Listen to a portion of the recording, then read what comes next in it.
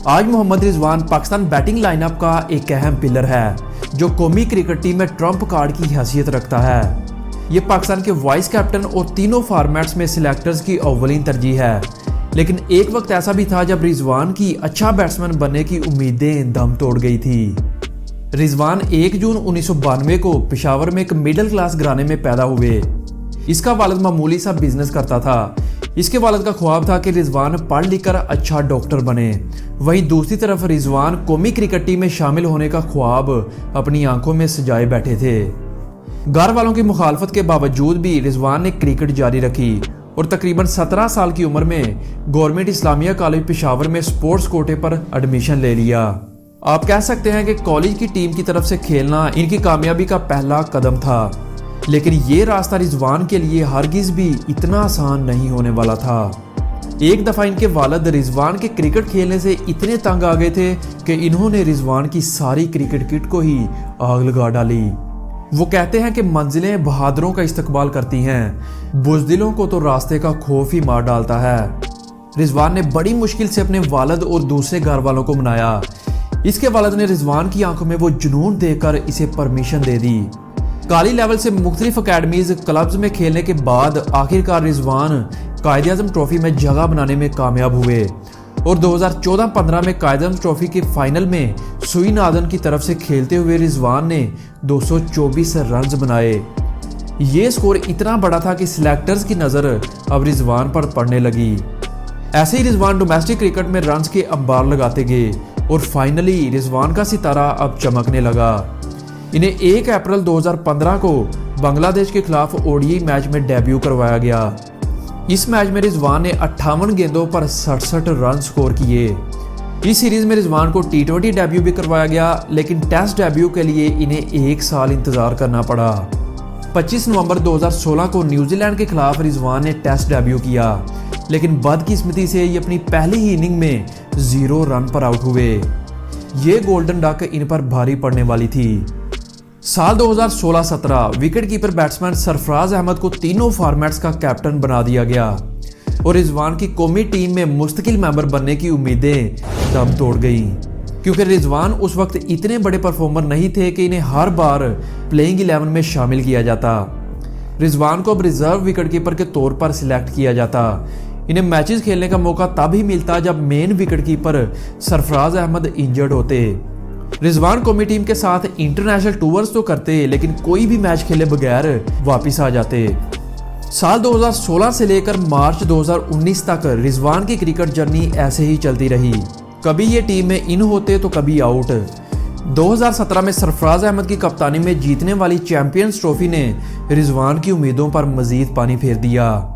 अब मामलात ऐसे हो चुके थे कि रिजवान सरफराज के इंजर्ड होने का वेट करते और इसी दौरान किसी इनिंग में अच्छा स्कोर करके सिलेक्टर्स को सोचने पर मजबूर करवाते, लेकिन ऐसा कभी नहीं हुआ। रिजवान को मौका तो जरूर मिलता, लेकिन वो अच्छा स्कोर करने में नाकाम रहते। वो कहते हैं ना कि वक्त के एक तमांचे की देर है, मेरी फकीरी भी क्या और तेरी बादशाही भी क्या।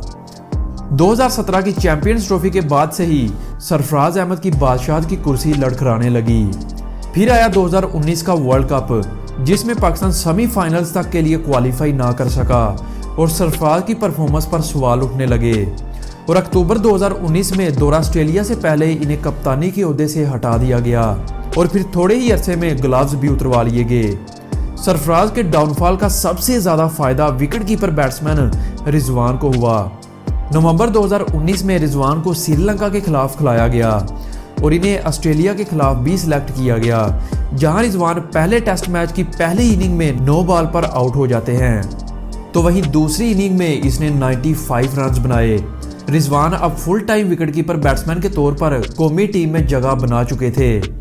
कोरोना वायरस के दौरान जून 2020 में इंग्लैंड टूर के लिए इन्हें सिलेक्ट किया गया, तो बदकिस्मती से रिजवान का कोविड टेस्ट पॉजिटिव आया और फिर अगले महीने जुलाई में इन्हें टेस्ट स्क्वाड में शामिल किया गया। ये टेस्ट सीरीज रिजवान के लिए ना सिर्फ ग्लव्स बल्कि बल्ले से भी बेहतरीन साबित हुई। इस सीरीज में इसने 161 रन की इनिंग खेली, जो इंग्लिश कंडीशन में काफी अच्छे थे। अब ये पूरी तरह से सरफराज अहमद की जगह पर काबिज हो चुके थे। फिर दिसंबर 2020 में कप्तान बाबर आजम के इंजर्ड होने के बाद इन्हें न्यूजीलैंड के दौरे पर टेस्ट सीरीज की कप्तानी करने का मौका मिला। इस टूर में टी20 सीरीज के तीसरे मैच में रिजवान ने 89 रन स्कोर किए। ये इसके टी20 कैरियर में अब तक का बेस्ट स्कोर था। ये मैच रिजवान ने पाकिस्तान को ना सिर्फ जितवा कर दिया बल्कि वाइट वॉश होने से भी बचाया। इस टूर के बाद रिजवान की पतंग आसमान की बुलंदियों को छूने लगी। फिर फरवरी 2021 में जनूबी अफ्रीका के खिलाफ अपने टेस्ट कैरियर की पहली सेंचुरी बनाई और फिर इसी टूर में टी20 की भी पहली सेंचुरी स्कोर की और यहां से मोहम्मद रिजवान पाकिस्तानी बैटिंग लाइनअप का एक अहम पिलर बन गया।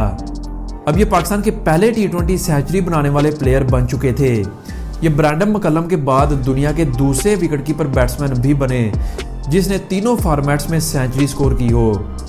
रिजवान की बेहतरीन परफॉर्मेंस का सिलसिला जारी रहा और ये बाकायदा रोजे रखकर भी शानदार परफॉर्मेंस देते रहे और बहुत से मैचेस में रिजवान दौरान मैच ड्रिंक टाइम के दौरान नमाज अदा करते हुए भी नजर आते हैं। शायद यही वजह है कि पाकिस्तान समेत पूरी दुनिया रिजवान के इन लम्हात की तारीफें करती नहीं थकती।